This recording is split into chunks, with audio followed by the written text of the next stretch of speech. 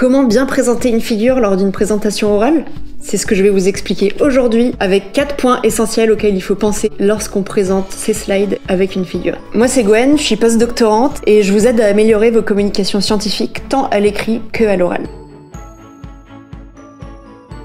Donc présenter une figure, ça paraît simple, mais on voit très souvent la même erreur qui est que en fait, elle n'est pas présentée. Très souvent, le monde présente une figure sur un slide et dit « on voit bien que » et on donne directement la conclusion. Ça là, votre audience n'a pas le temps d'avoir vraiment compris comment vous êtes venu à ce cheminement.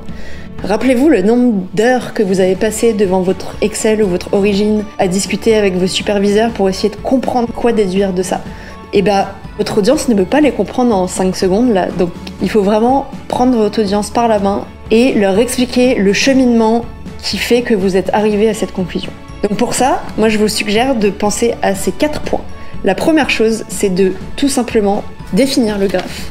Donc dire ce que c'est, souvent c'est juste c'est Y en fonction de X. La deuxième, c'est de la décrire, donc d'expliquer quelle courbe on voit, s'il y a plusieurs courbes. Ensuite, en 3, ce qu'il faut, c'est l'analyser. C'est que maintenant vous avez montré les courbes, il faut dire qu'est-ce qu'il faut regarder sur ces courbes, à quel endroit, et qu'est-ce qu'il faut remarquer. Est-ce qu'il y a un paramètre qui augmente, qui diminue, qui fait quelque chose en particulier.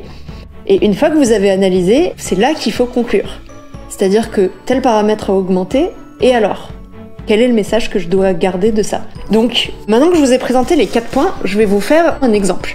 Donc cet exemple, ça va être une figure que vous devez tous connaître parce qu'on l'a vu beaucoup passer début mars 2020. C'est celle-ci.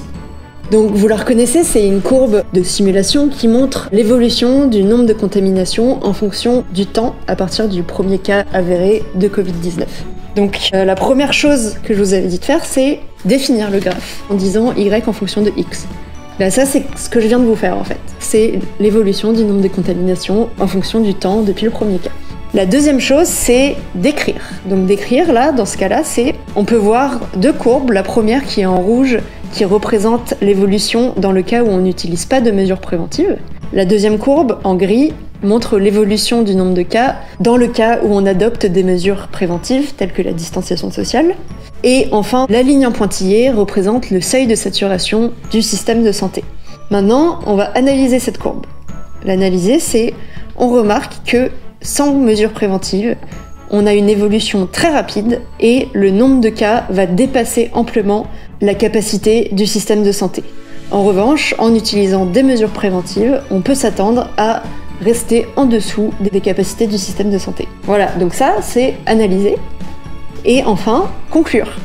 Même si ça paraît évident là qu'on veut rester en dessous de la capacité du système de santé, il faut quand même le dire parce que c'est ça l'information importante. Donc la conclusion, c'est pour éviter de saturer notre système de santé, il faut appliquer des mesures préventives. Voilà, donc ça paraît très simple. Et surtout, quand on a vu tellement de fois une courbe, on se dit mais les gens vont forcément comprendre du premier coup d'œil parce que c'est évident. Eh bien non, c'est pas évident. Il faut vraiment guider l'audience et petit à petit l'amener à la même conclusion que ta conclusion à toi. Donc voilà, c'est tout pour cette vidéo. Je vais bientôt faire une vidéo aussi sur comment faire une courbe qui est visuellement facile à comprendre. Parce qu'il y a bien la présenter, mais il faut aussi bien la faire pour qu'elle soit facile à lire. Donc vous pourrez cliquer ici pour la voir. Et puis avec ça, je vous laisse et puis je vous souhaite bon courage pour vos futures présentations orales. Allez, salut!